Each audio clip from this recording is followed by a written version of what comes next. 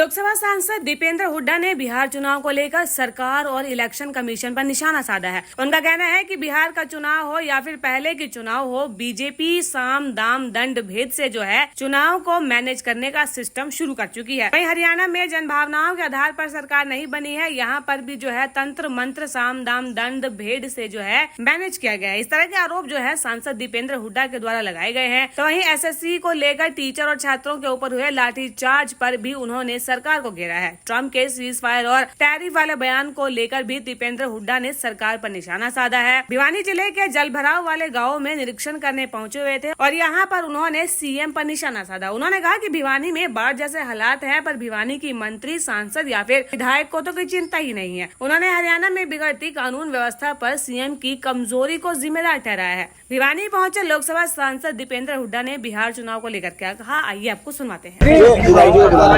आज भिवानी के विभिन्न गाँव का दौरा किया, सर जल भराव देखने को मिला, क्या कहना? देखिए, आज हम भिवानी में भवानीखेड़ा क्षेत्र के अंदर बहुत से ऐसे गांव, दर्जनों गांव में जल भराव की बड़ी भारी समस्या का सामना करना पड़ रहा है ग्रामवासियों को।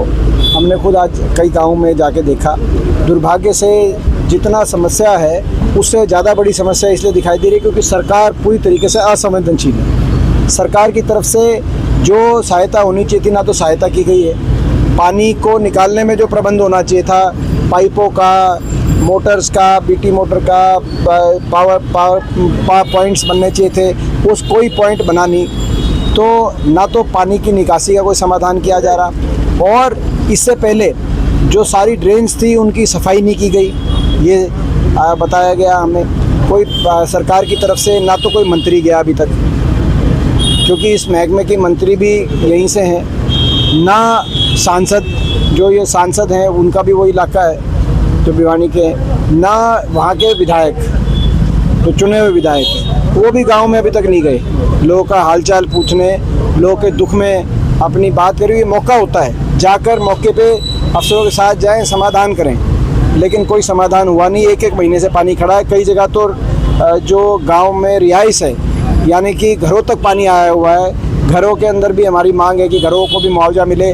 कई जगह स्कूल, कई गांव ऐसे हैं जहां पे तालू गांव है, चाहे वो सिवाड़ा गांव है, वहां पे स्कूल के अंदर भी पानी जो है कई महीने से स्कूल नहीं चल रहा है। 1 महीने से तो लड़कियों का स्कूल है तालू गांव में, तो ये स्थिति है। 1 महीने से लड़कियों के स्कूल में पानी है। आप खुद बताओ, ऐसी असंवेदनशील सरकार हमने नहीं देखी। तो हमारी मांग है सरकार से कि भाई पहले तो पानी की निकासी का समाधान किया जाए तुरंत, उसके साथ साथ स्थायी समाधान के लिए भी जहाँ ड्रेन की व्यवस्था, ड्रेन को जहाँ आगे बढ़ाना हो या उसकी लेवल ठीक करनी हो या उसको चौड़ा करना हो, वो सारे प्रबंध किए जाएं और साथ में मुआवजा दिया जाए। कम से कम 50,000 रुपये प्रति एकड़ का मुआवजा मिले। ये 2 फसलों का मुआवजे की मांग है, क्योंकि एक फसल तो ये गई और अगली गेहूं की फसल की भी काफ़ी जगह कोई उम्मीद दिखाई नहीं देती। तो कम से कम एक फसल के मुआवजा 50,000 रुपये एकड़ के हिसाब से दिया जाए। हमारी मांग है सरकार से। हम ये बात लोकसभा में भी उठाएंगे, जयप्रकाश जी ने उठाई भी थी पिछले हफ्ते, इस हफ्ते दोबारा हम उठाएंगे।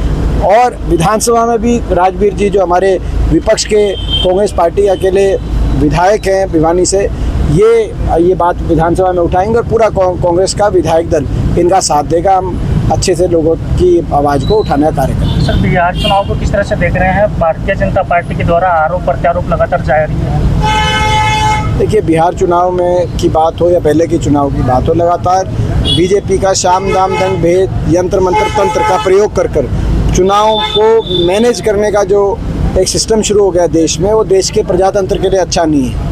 और क्योंकि इलेक्शन कमीशन भी बीजेपी के सहायक रोल में ज़्यादा नज़र आता है निष्पक्ष रोल की बजाय, तो वहाँ भी प्रजातंत्र के लिए कोई अच्छे संकेत नहीं। हरियाणा में भी हमने देखा, जन भावना के आधार पर सरकार नहीं बनी, मैनेजमेंट के आधार पर सरकार बनी। यंत्र मंत्र तंत्र साम दाम दंड भेद से मैनेज किया गया। हर तरह की नकारात्मक राजनीति के खेल खेले गए। हरियाणा में भी देखा, उसके बाद महाराष्ट्र में, उसके बाद बिहार में हम देख रहे हैं। तो ये मैं समझता हूँ लोकतंत्र के लिए एक चुनौतीपूर्ण समय है ये। सर, एसएससी का मुद्दा भी देश में बड़ा गंभीर देखने को मिल रहा है। राहुल गांधी जी ने भी इस पर आवाज़ उठाई थी, आप किस तरह से? एसएससी के मुद्दे में जायज़ है। जो सारे और पीछे जो हमारे नौजवान एसएससी के जायज़ अपनी हकों की बात उठा रहे थे, उन पर लाठीचार्ज किया है सरकार ने, आपने देखा पिछले 3-4 दिन पहले। उस लाठीचार्ज की हम निंदा करते हैं और जो सारी एसएससी को लेकर जो बातें मांगे रखी गई हैं हमारे युवाओं द्वारा, उनका समर्थन करते सर, ट्रम्प भी लगातार भारत को धमकियाँ दे रहा है टैरिफ लगाने को लेकर, तो उसके क्या हैं। उस पर जवाब देना चाहिए। मैं समझता हूँ कि जितनी बार वो बोलते हैं कहीं ना कहीं हिंदुस्तान की साख पे चोट पहुँचती है, क्योंकि वो विश्व पटल पे बोल रहे हैं, विश्व समुदाय के आगे बोल रहे हैं, मगर उनका जवाब हमारे देश के प्रधानमंत्री जी दें। और जो है सीज़ फायर को लेकर भी और टैरिफ को लेकर भी भारतवर्ष एक महान आर्थिक शक्ति भी, ट्रंप को पाकिस्तान और हिंदुस्तान को एक तराजू में नहीं तोल सकते, या अमेरिका नहीं तोल सकता। और इसको लेकर हमने संसद में बोला भी था। तो मैं समझता हूँ कि इस पे भारत को स्टैंड लेना चाहिए, हमारे प्रधानमंत्री जी स्टैंड लें। मानेसर में सर 2 मंत्रियों के, भाजपा के 2 मंत्री आपस में मेयर के चुनाव को लेकर के खींचतान चल रहा है, किस तरह से?